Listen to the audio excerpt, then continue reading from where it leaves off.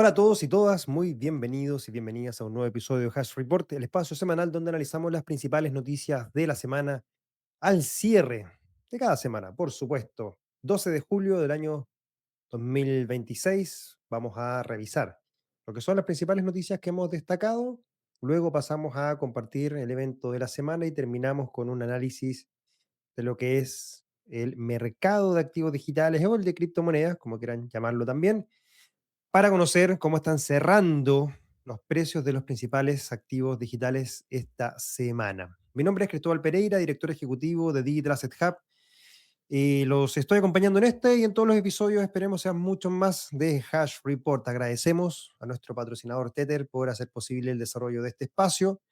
Tether, una empresa que es el principal emisor de USDT, también tienen el token ligado al oro, el token ligado al dólar norteamericano también, Genius Ad Compliance. Tienen muchos proyectos y están avanzando bastante en materia de lo que es la industria de activos digitales. Así que agradecemos, por supuesto, su apoyo. Más información de Tether la pueden encontrar en la descripción de este programa.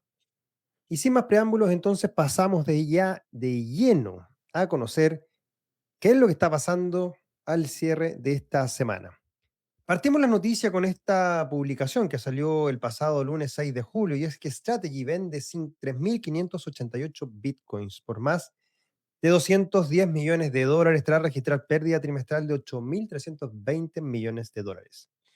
Strategy Inc. de Michael Saylor liquidó 3.588 bitcoin entre el 29 de junio y el 5 de julio para cubrir los gastos de dividendos de sus acciones preferentes de crédito digital, según comunicó oficialmente la empresa el pasado lunes 6 de julio.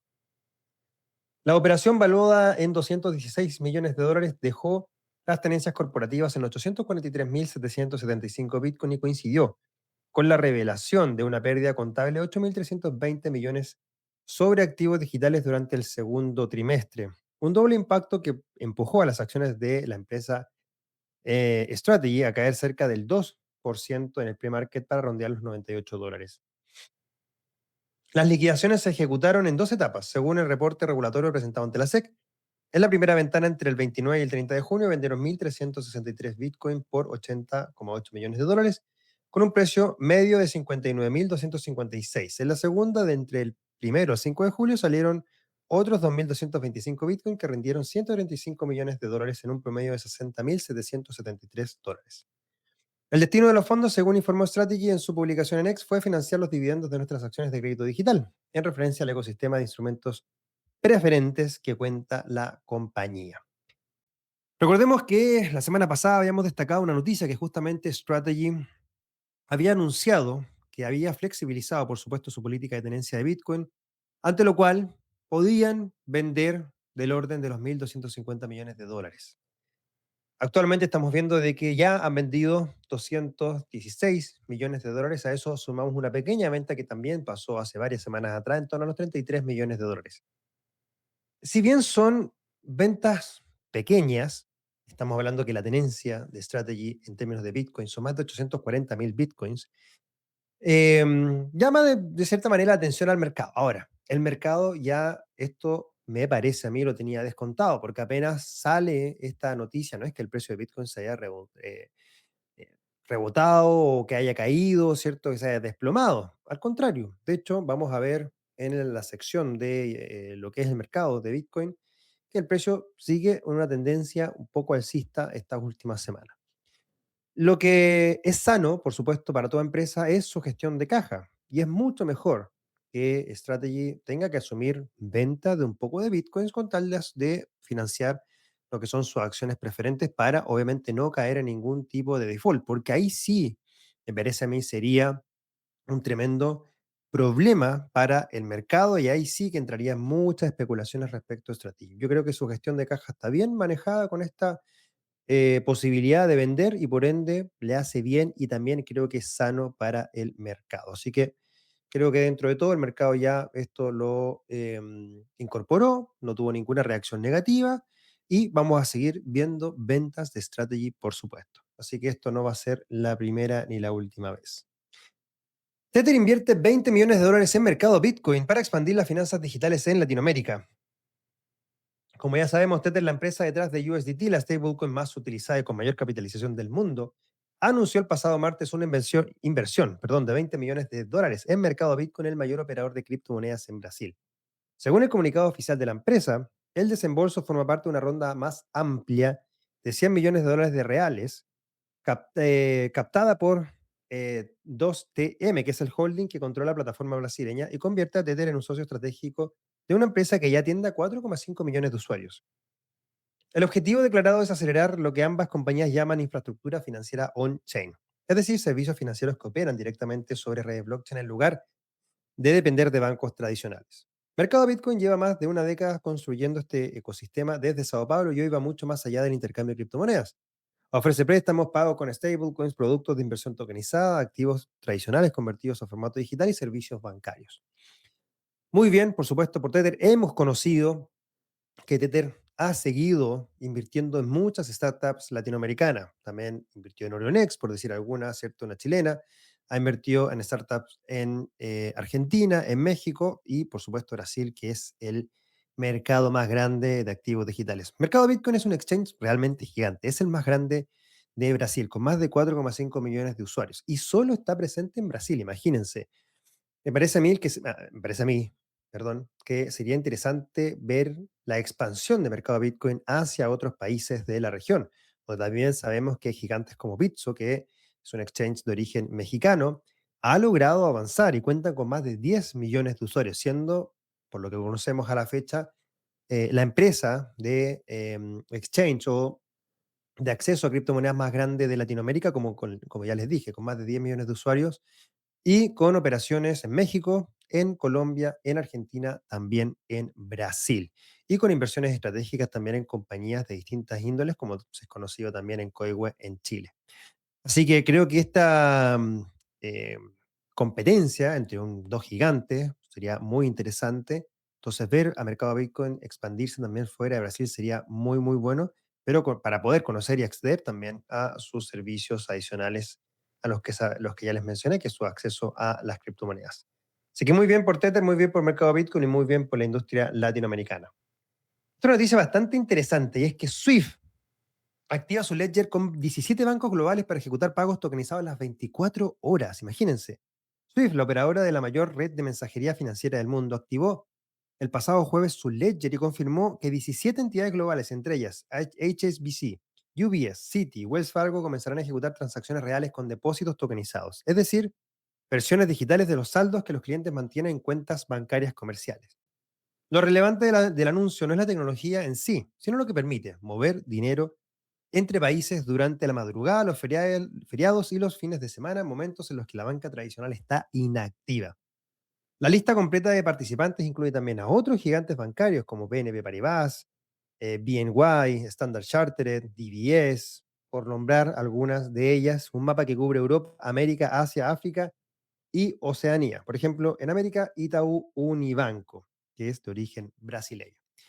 Bueno, Swift, de hecho, había anunciado años atrás, recuerdo, por ahí en torno al 2018, 2019, que estaban interesados y estaban investigando todo lo que tenía que ver con materia de blockchain, de lo que estaba pasando en ese minuto. Quizás no lo vieron algo tan necesario en el corto plazo, pero claramente entre pandemia y pospandemia, con el crecimiento que han tenido las stablecoins o las monedas estables, sobre todo en este tema de pagos transfronterizos, cross-border payments, pagos globales, que funcionan bajo esta infraestructura 24/7, los 365 días del año, es de todas maneras un punto relevante, me parece a mí, que gatilla que esta red de mensajería haya quizás acelerado su desarrollo tecnológico para empezar a adaptarse a estas nuevas tecnologías, lo cual es muy interesante y muy relevante porque de todas maneras trae competencia al mercado, trae facilidades de pago,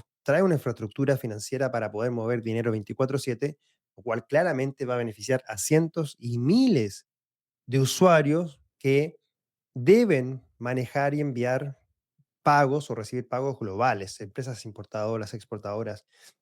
Hay una, hay un nivel de costos, de comisiones, de intermediarios en lo que es la red de Swift, que hace que hoy día los pagos, que en vez de ser rápidos, son mucho más lentos. Entonces, claramente, este tipo de desarrollos viene a ser muy importante para la industria bancaria y financiera global y sobre todo para los usuarios que finalmente van a poder utilizar este tipo de infraestructura para lo cual realmente está construido.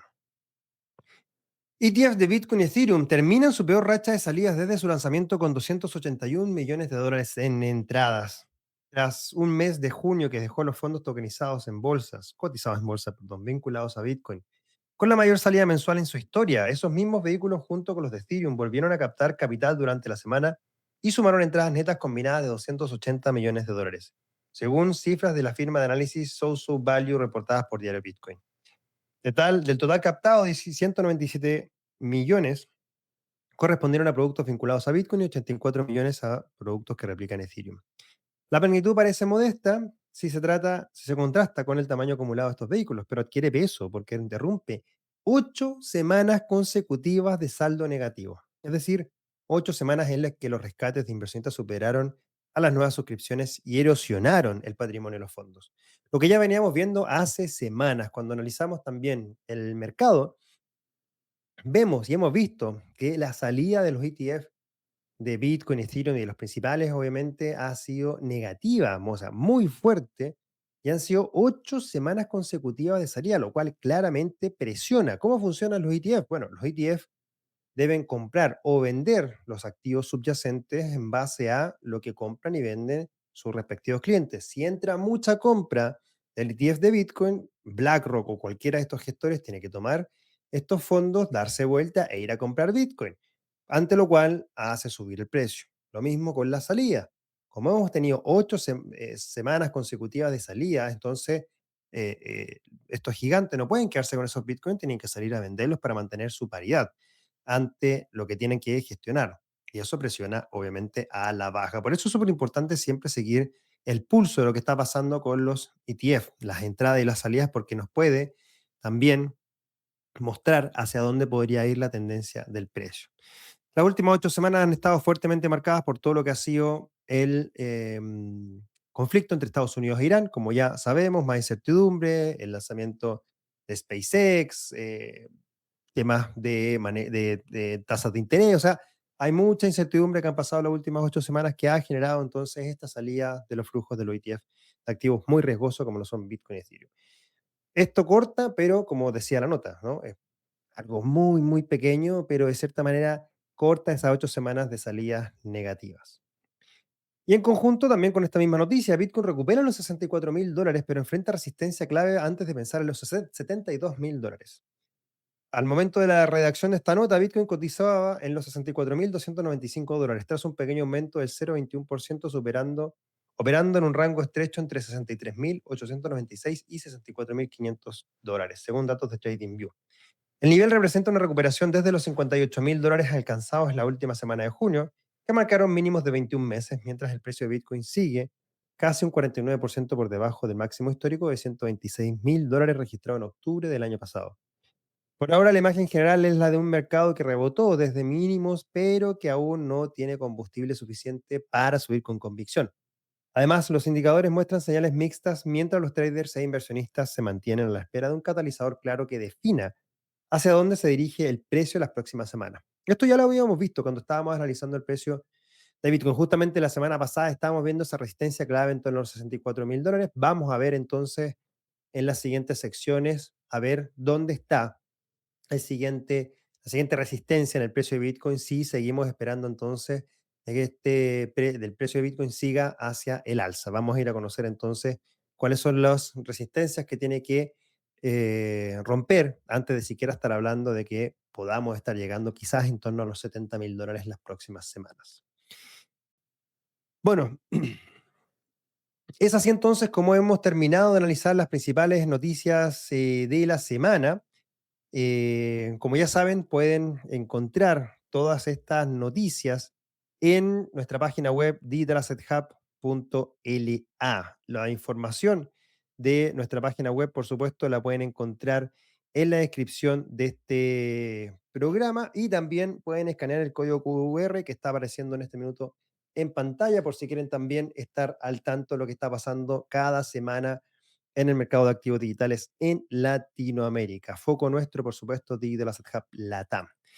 Oye, y para compartirles a ustedes lo que ya también está pasando a nivel de esta semana, se viene ya lo que es la nueva edición del Digital Asset Forum, esta vez en Ecuador, el próximo jueves 16 de julio, en el Swiss Hotel de Quito, nos daremos encuentro una muy buena cantidad de speakers. Esteban Torres, presidente de la Asamblea Nacional, tenemos a Javier Cervantes, tenemos a Andrés Díaz de Chainalysis, Andrés Vasconés, tenemos a Andrés Terán de GEC Abogados, a Belén von Buchwald de Payphone, Carlos Alcántara de Kushki, Víctor Orobando de Asobanca. Tenemos muy, muy buenos personajes muy importantes dentro del ecosistema de la industria bancaria, fintech de Ecuador, a los cuales los invitamos, por supuesto, a asistir. Si quieren conocer más de esta información, en la misma página web, digitalasethub.la, en la sección eventos, pueden encontrar este evento. Si quieren asistir, están escuchando este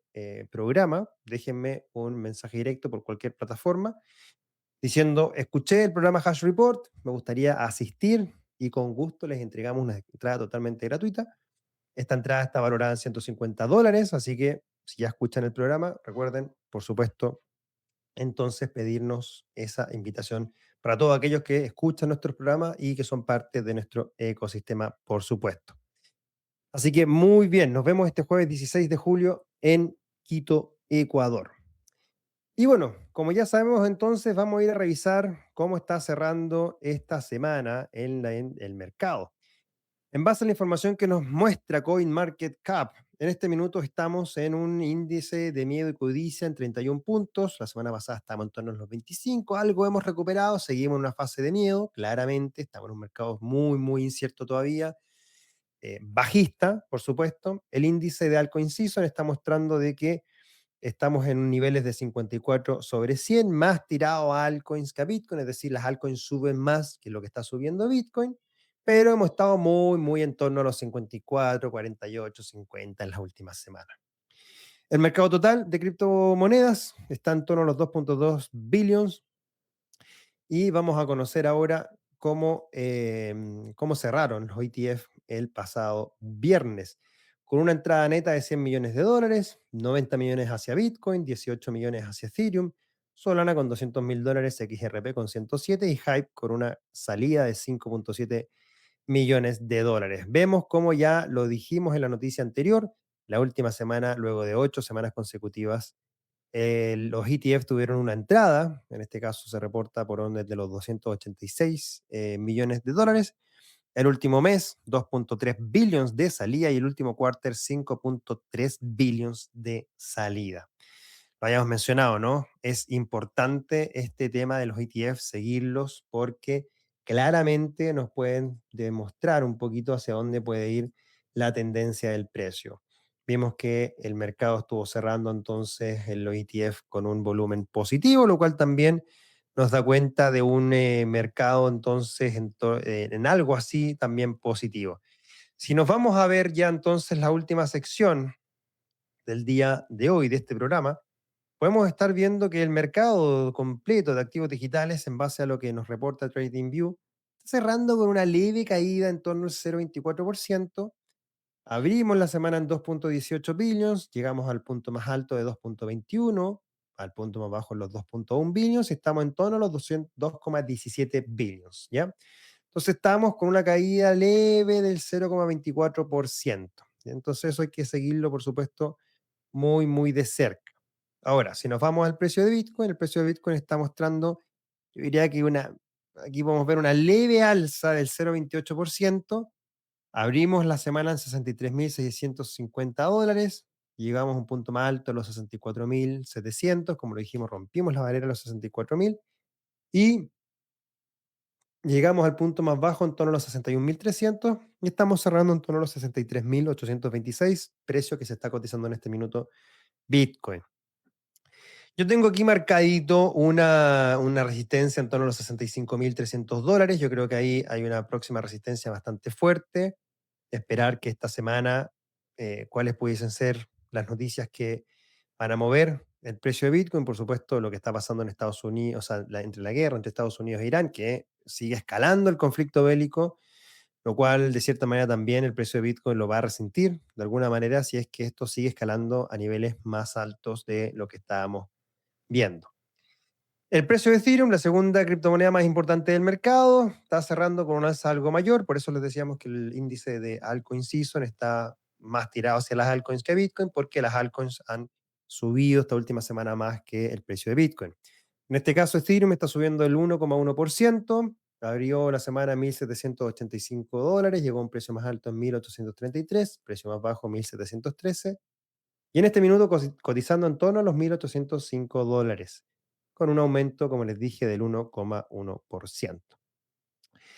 Así que, bueno, yo creo que hay mucho que revisar todavía en base a lo que va a seguir pasando en esta semana en la industria de activos digitales. Tenemos el Digital Asset Forum, a lo cual les dejamos cordialmente invitados a todos y todas que quieran participar. Déjenos un mensaje directo en cualquiera de nuestras plataformas, redes sociales. Si nos están escuchando, los invitamos a que nos dejen su like, comentarios, suscríbanse a los canales, porque así, mientras más likes, más seguidores tenemos, por supuesto, agarramos mucha mayor relevancia y podemos generar mucho mejor contenido y acaparar, obviamente, también mucha mayor atención para invitar y conocer más respecto de cómo está creciendo esta industria. Así que agradecemos a todos y todos por seguirnos. Nos vemos en una próxima edición de Hash Report. Mi nombre es Cristóbal Pereira, director ejecutivo de Digital Asset Hub.